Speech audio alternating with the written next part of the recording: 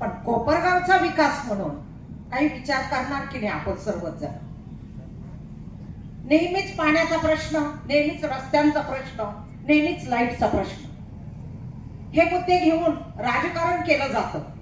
अहो, राजकारणापेक्षा तुम्ही समाजकारण करा ना. राजकारण सगळेच करतात, पण समाजकारण केलं तर कोपरगावचं धुळगाव होणार नाही, ही वस्तुस्थिती. आणि म्हणून त्या भूमिकेतनं कोणीच विचार करायला तयार नाही. काका असतील, दादा असतील, नाही तर अजून मामा असतील, या सर्वांनी विकासाचं सत्र हाती घ्यावं असं मला वाटतं. तुम्ही येवल्याकडे बघताय, येवल्याचे रस्ते किती चांगले म्हणता, येवल्याची बाजारपेठ किती चांगली म्हणता. श्रामपूरचा पाण्याचे तळे बघा तुम्ही जाऊन, तिथे ती कशी आहेत हे बघा. आणि दुर्दैव असं की आपल्या कोपरगावात कोणतं घाणेरडं राजकारण केलं जातंय, का केलं जातंय, याचा थोडासा सत्सद विवेक बुद्धी जागृत ठेवून जर तुम्ही काम करण्याचं ठरवलं तर मला वाटतं पुन्हा पुन्हा हे प्रश्न निर्माण होणार नाही. काका, या ठिकाणी तुम्हालाही ही भूमिका माहित आहे. तुम्ही बऱ्याच वर्षापासून समाजकारण नाही राजकारणातही आहात, सक्रिय आहात. ही भूमिका जर तुम्हाला निश्चित पटते आहे तर लोकांना हा विश्वास आपण सर्वांनीच या भूमिकेतनं दिला पाहिजे. महिलांचा पाण्याचा प्रश्न आहे. हो, पाणी येणार त्या दिवशी तिला कुठंच जाता येत नाही, का तर पाणी येणार आहे. अहो, सगळे हसतात. हो, माझी शेवटच्या 3 वर्षामध्ये श्रीरामपूरला बदली झाली. मी तिथले रस्ते बघते, तिथलं पाणी बघते. रोज पाणी येत आहे, अर्धा तास पाणी येऊ द्या, रोज पाणी येत आहे. पण ते पाणी एवढं नितळ असतं, एवढं स्वच्छ असतं. आमच्याचकडे काय प्रॉब्लेम आहे? म्हणजे कोपरगाव मध्ये किंवा कोपरगाव तालुक्यामध्ये अडचणी कोणत्या आहेत? नदी वाहते आमच्या उशाला, पण घशाला कोरड पडून जाते आमची, ही वस्तुस्थिती. हो, मग काय उपयोग आहे त्या नदीचा तरी आम्हाला? जिथे नदी नाहीये, श्रीरामपूर सारख्या ठिकाणी, तिथे पाणी हो रोज रोज. हे खोटं असेल तर मी शब्द माघारी घेईन. माझं म्हणणं नाही 2 दिवसांनी पाणी येऊ द्या, पण ते पाणी स्वच्छ पाहिजे, नितळ पाहिजे. नागरिक म्हणून आमचे फक्त काही 3 मूलभूत अधिकार तुम्हाला सांगते मी.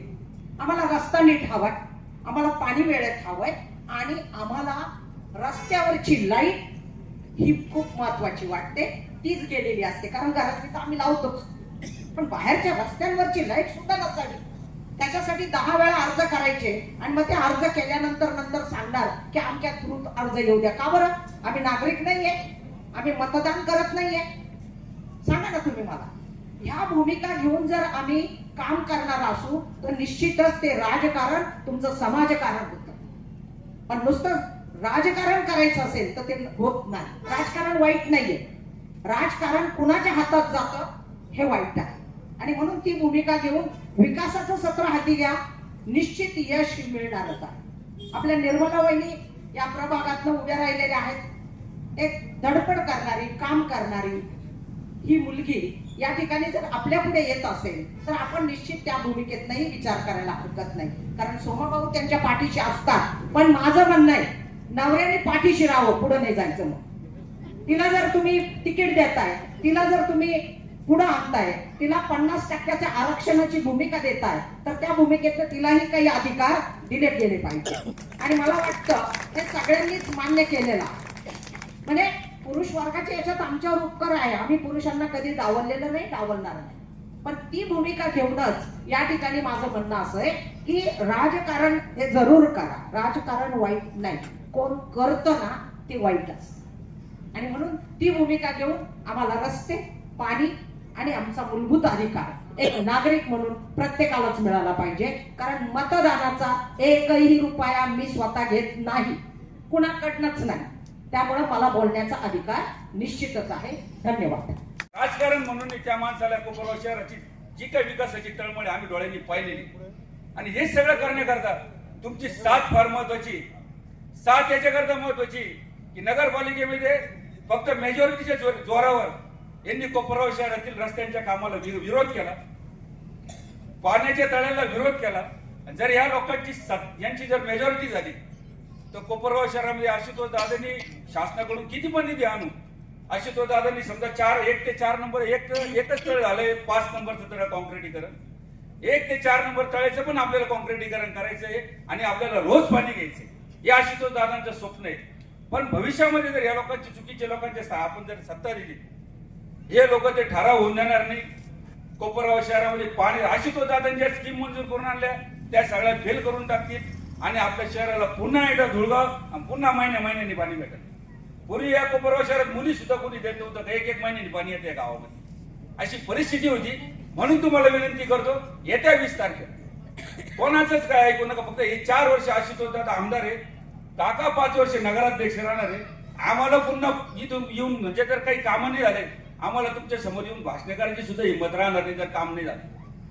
पण आमदार वेगळ्या पार्टीचा आणि तुम्ही कोपरगाव शहर लोकांनी जर चुकीच्या काही गोष्टी केल्या, आमदार साहेब वेगळ्या पार्टीचे, नगरपालिका वेगळ्या माणसांच्या ताब्यात गेली तर कोपरगाव शहराचा विकास होणार नाही. आणि आशुतोष दादांचे बिचाराचे नगरसेवक जर निवडून आले, आमदार त्यांचे निवडून आले, तर आशुतोष दादांना तुम्हाला सांगायचं गरज हे नाही राहायची तर मी कोपरगाव शहरात काम का करू शकलो नाही. म्हणून फुल मेजॉरिटीने तुम्ही सत्ता द्या, नगराध्यक्ष त्यांचा करा आणि आमदार साहेब आहे त्यांची सत्ता आहे. कोपरगाव शहराचं काम कोपरगाव म्हणजे नाही काही महाराज म्हणजे आपल्या तुमच्या नगर जिल्ह्यामध्ये 1 नंबरला नाही दिला आशुतोष दादा, एवढी गॅरंटी मी तुम्हाला आज या सभेच्या दरम्यान देतो. आणि पुन्हा एकदा आवाहन करतो, येत्या 20 तारखेला तिन्ही घड्याळाला मतदान करा आणि कोपरगाव शहरात तुमचे काय नातेवाईक कुठं असेल, मित्र मैत्रिणी असतील, त्या सगळ्यांना जाऊन सांगा का हे विकासाला मतदान करायचं. आपल्याला याच्या त्याच्यावर आरोप करणाऱ्या लोकांना मतदान करायचं नाही. जो विकासाचा विचार करेल आम्ही त्यांच्या मागे आहे, एवढीच विनंती करतो. आणि सर्वजण बऱ्याच वेळेस थांबलेले का तर तुम्ही सर्वांचे लाडके म्हणून सगळे थांबले. हा वेळ स्वयंपाकाचा आहे महिलांचा, पण का थांबले तर आपले लाडके आमदार येत आहेत. सगळे म्हणजे स्वयंपाक बाजूला ठेवून सर्व महिला मंडळ तुमची वाट बघत थांबल्या. सर्वांनी सर्व प्रश्न मांडले, सगळं बोलून झालं, माझ्यासाठी काहीच ठेवलेलं नाही दादा. पण तरी ते एक वस्तीपुरतं बोलते. आता हा जो रस्ता आहे सर्वांनाच माहिती आहे या रस्त्याची काय अवस्था होती. तो रस्ता आपल्याला दादांमुळे झाला. आपल्या हवेपासून तर पाण्याच्या टाकीपर्यंत तो रस्ता दादांनी केला. राहिला विषय वस्तीत कुठल्याही प्रकारचे रस्ते नव्हते, गटार नव्हती, हायमॅक्स लाईट, हा लाईट इथं आम्ही देवी बसवायचो, इतकी लाईटची पंचायत व्हायची, कोणाकडून लाईट घ्या, कोणाच्या मीटरमध्ये लाईट जोडाव, हा मोठा प्रश्न होता आमचा. पण आता हा आयमॅक्समुळे आमच्या देवीला कुठलाही प्रॉब्लेम येत नाही. राहिला विषय आमचे मेजर्स आहेत, त्यांच्या घरी तर कळतच नाही कधी रात्र होते कधी दिवस आहे, एवढं प्रकाश आहे. आणि हो सर्वात महत्वाचं नाही त्या दिवशी मी ताईला आठवण करून दिली. ताईनी पण तो मुद्दा मांडला. आपल्या वस्तीवरती 33 केव्ही कारखान्याची जी लाईट दिली होती, आपण किती दिवसापासून वरती हात करा हा मुद्दा दादांकडे मांडायचो. जेव्हा दादा आमदार नव्हते दादांच्या दादा एवढं बघा ना ते लाईटचं बघा ना दादाकडे कुठलंही पद नव्हतं. साहेब कृष्णा भाऊ डॉक्टर साहेब फक्त साहेब सांगायचे भाऊ बोला ना तेवढं, दादा तेवढं करा ना. पण दादाने शब्द दिला होता थांबत होता. तो प्रश्न दादांमुळे सुटला. त्याला किती खर्च आला असता हे मलाही माहित नाही आणि तुम्हालाही सांगू शकत नाही आणि आपण करूही शकलो नसतो. ती सर्वात मोठी लाईट होती, 33 केव्ही कारखान्याची लाईट होती. त्याला शक्य नव्हतं, मी बाहेर काही बोलत नाही. आणि सर्वात मेन प्रश्न म्हणजे गटरीचा पाण्याचा जो प्रश्न होता, भाऊला टेन्शन आला असं ना तर बहिणी काय बोलतील. पाण्याचा प्रश्न होता. खरंच भाऊ मनापासून मी दादांचे धन्यवाद मानते. जे 28 दिवसाला पाणी होतं खरंच खूप हाल काढले आम्ही. मला जर माहित असतं कोपरगावची जर पाण्याची अशी परिस्थिती ना भाऊ नक्कीच विचार केला असतं कोपरगाव जाऊ का लोक. म्हणजे खरंच खूप मोठा प्रश्न होता कोपरगावला. सर्वात मोठा सासरू असा तो असा असायचा पोरी पाणी जपून वापर. गावाकडे वाढलेल्या मुली विहिरीचं पाणी नाही का पुष्कळ असायचं, मोटरी चालू असायचं, बरोबर ते काय म्हणतात दांडाने पाणी व्हायचं. धपाधप धुणं कपडे भांडे सगळं काही. आम्ही गावाकडे वाढलेल्या मुली आम्हाला एकदम मोकळं पाणी वापरायची सवय. आणि इथं आल्यानंतर सगळ्याच गोष्टीला म्हणजे आता नाव घ्यायची गरज नाही पण एक बादलीच वापरायची बरं का, अशी इथली परिस्थिती होती. आणि पाणी आल्यानंतर लाईट नसायची तर टॉयलेटच्या टाकीत अगदी बादलींनी पाणी भरून मी आणि माझे दीरबंधू जिन्यानी वरती जाऊन त्या टाकीत आम्ही पाणी भरायचो आणि मग ते पाणी वापरावं लागायचं का. इतकी वाईट अवस्था होती पाण्याची. पाण्याविषयी बोलणं म्हणजे खूप भयंकर पाण्याचा विषय. आणि राहिला गटरीचा प्रश्न. गटर सगळ्या ओपन होता. ज्या पाण्याची लाईन गेलेली असायची तिथं जर गटर असली ते पाण्याची पाईपलाईन जर लिकेज असली तर ते गटरीचं पाणी त्या पाईपात जायचं. ते पाणी आपल्याला प्यायला यायचं. मग ते विचारू नका ते पाणी कशाचं असेल, श्वास काढायचं की सगळंच काही आलं जात. मग त्यात जीव जंतू किटाणू सगळेच यायचे. इतकी घाण परिस्थिती होती कोपरगावची पाण्याची. दादा खरंच सर्व महिला पाण्याच्या विषयी तुमच्यावर सगळ्यात खुश आहे. हा सर्वात मोठा प्रश्न होता, दादांनी तो मिटवला. मी सर्वांना विनंती करते, दादांनी जसा तुमच्या डोक्यावरचा हंडा खाली उतरवला, जसा तुम्ही दादांना विश्वास दाखवला, दादांना प्रचंड बहुमताने तुम्ही विजयी केलं, तसंच नगर अध्यक्ष पदाचे उमेदवार श्री काकासाहेब कोल्हे आताच त्यांनी भाषण केलं. खूप छान बोलले ते. आपल्याला खूप वेळ दिला तुम्ही त्यांना. तर सरळ म्हणजे वेळ नसतो एवढा, पण आपल्याला खूप वेळ दिला. काकांनाही तुम्ही प्रचंड बहुमताने विजय करा. आणि त्याचबरोबर आपले नगरसेवक पदाचे उमेदवार जनभाऊ कदम आणि मी स्वतः निर्मला आराम तुम्हाला सर्वांना विनंती करते, आम्हा तिघांनाही प्रचंड बहुमताने विजय करा. एक विश्वास दाखवून बघा. तुमची सेवा करण्याची मलाही संधी द्या. धन्यवाद. न्यायालयामध्ये यांनी दावा दाखल केल्यामुळे निवडणुका पुढे गेल्या. निवडणुका पुढे गेल्यामुळे आम्हाला असा फायदा होतोय. मी अचानक निवडणुकीमध्ये उतरलो. गेल्या 25 वर्ष मी राजकारणात नव्हतो. तो खरं तर विरोधी आमच्यावरती टीका करतात, परंतु राजकारणात मी का नव्हतो, मला ज्यांनी जे काही अनेक धोके दिले ते धोके दिल्यामुळे मी राजकारणापासून गाड्याताई बाजूला झालेलो होतो. राजकारणातले धोके मी अनुभवले होते, त्याच्यावर राजकारण वाईट असं मला वाटायला लागलं होतं. पण आशुतोष दादा सारख्या माणसानं मला जेव्हा नगराध्यक्ष पदाची संधी दिली आणि दादांनी मला सांगितलं तुम्ही माझ्यावर फक्त अजितदादांकडे चला. अजितदादांकडे जेव्हा मी गेलो, दादांनी मला सांगितलं काका तुम्ही सहकार चळवळीमध्ये काम करता, तुमच्याकडे सहकारातलं व्हिजन आहे, तुम्ही सहकार चळवळीला एक शिस्त लावता, तशीच शिस्त तुम्ही तुमच्या गावाला सुद्धा लावा, तसंच व्हिजन तुमच्या गावाकरता सुद्धा वापरा. आणि मग मला सुद्धा वाटलं मी पुष्कळ आंतरराष्ट्रीय पातळीवर काम करतो, आंतरराष्ट्रीय पातळीवरच्या शिखर संघटनेचा मी खजिनदार आहे. मग मला वाटलं की आपण गावाकरता काहीतरी केलं पाहिजे, गावाच्या प्रती सुद्धा आपलं काही कर्तव्य आहे. त्याच्यामुळे मी या निवडणुकीच्या रिंगणात उतरलो. आणि मी उतरल्याबरोबर यांचा जो थैथयाट चालू झाला, रोज वेगवेगळे आरोप माझ्यावर वैयक्तिक करायला लागले. अरे वैयक्तिक आरोप तुम्ही किती करा, कोपरावच्या जनतेला काका कोयटे कोण आहे हे पूर्णपणे माहीत आहे. विशेषतः या प्रभाग क्रमांक 3 मध्ये तरी माझं त्यांना आव्हान आहे, त्यांनी येण्याची सुद्धा हिंमत करू नये. या भागात केलेलं त्यांनी एक काम दाखवावं आणि 1 लाख रुपये बक्षीस मिळावं. एक काम दाखवावं त्यांनी केलेलं. सगळे कामं आशुतोष दादांच्या माध्यमातून आणि राधाकृष्ण विखे पाटलांच्या माध्यमातून झालेले आहेत.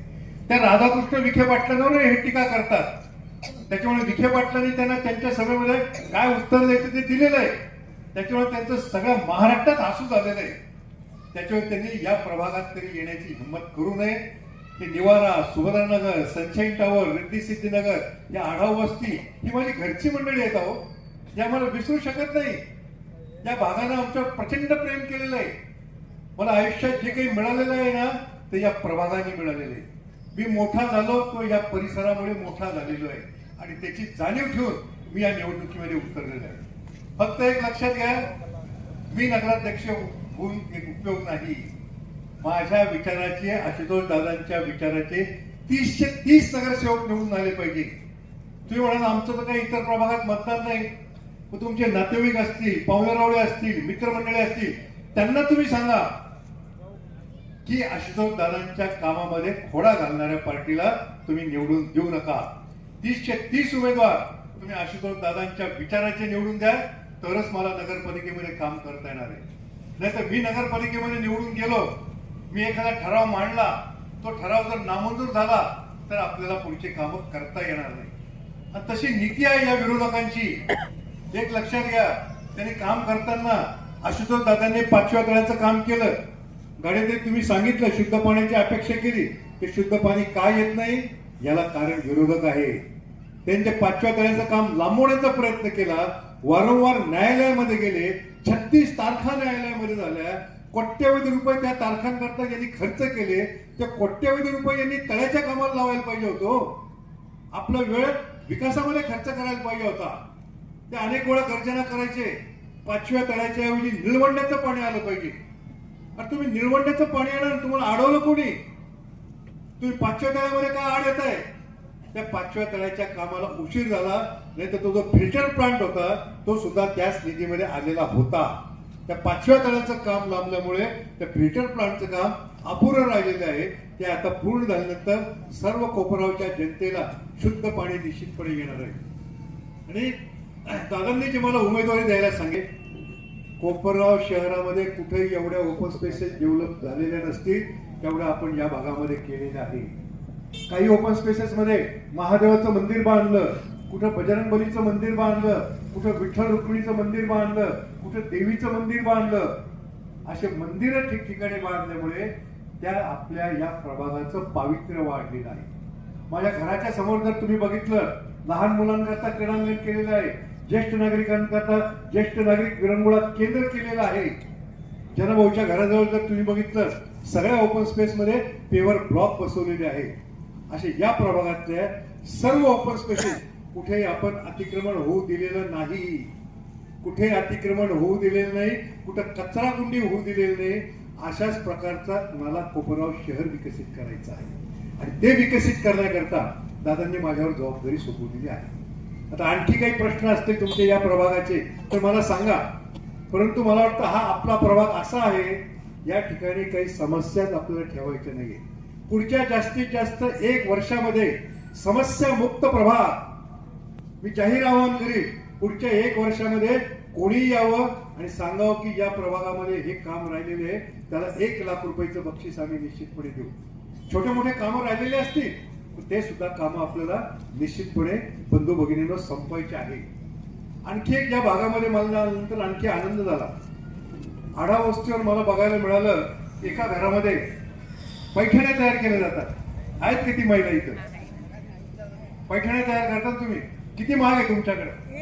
नगरसेवक आपले या ठिकाणी आहे किंवा नगराध्यक्ष पदाचे उमेदवार आहे, त्यांचा घरचा प्रभाग असल्यामुळे ही जबाबदारी आपल्याला सर्वात जास्तीत जास्त मताधिक्य आपल्या प्रभागातून मिळालं पाहिजे. टक्केवारीमध्ये म्हणतो बरं,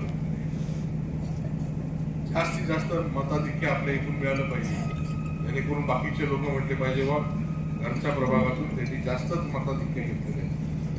जबाबदारी आपण सर्वांनी ओळखावी, त्या पद्धतीने आपण सर्वांनी या तिन्ही उमेदवाराच्या मागे ताकद उभी करावी, अशा प्रकारची विनंती मी या ठिकाणी करेल. नुसता आपला प्रभाग नाही, परंतु प्रत्येक म्हणजे राहिलेले बाकीचे 15 प्रभाग असतील, जिथे जिथे आपले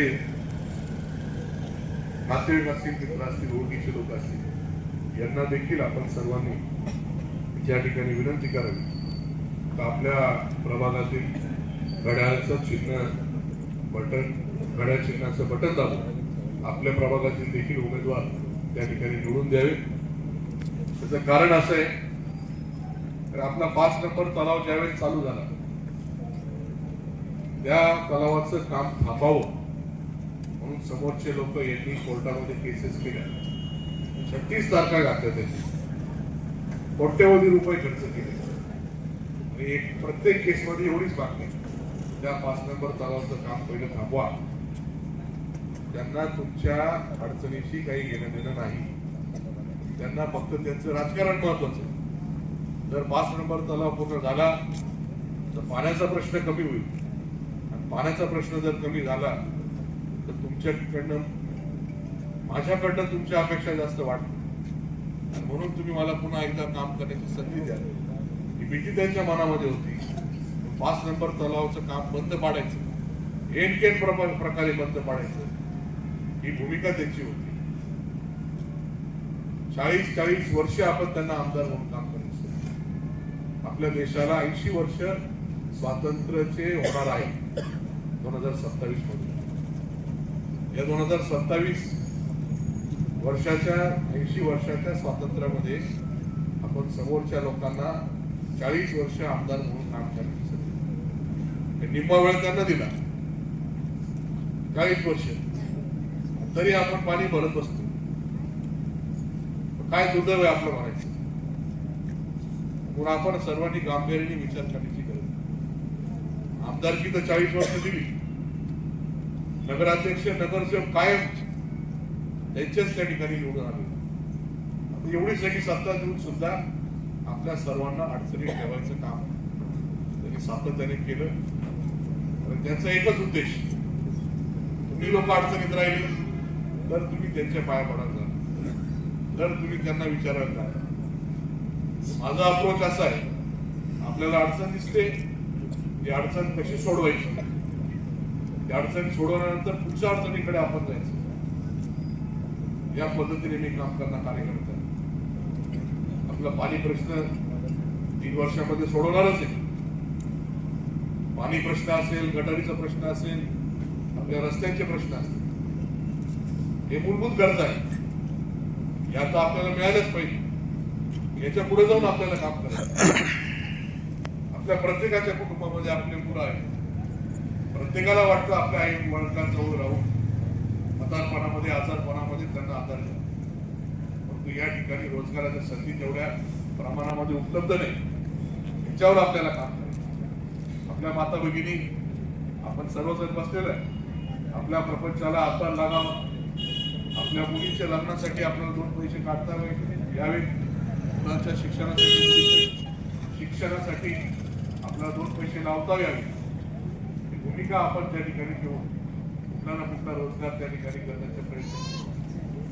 या आपल्या सर्वांच्या रोजगारासाठी आपल्याला काम करायचं. या ठिकाणी MIDC आपल्याला आहे, नवीन कंपन्या या ठिकाणी आहेत.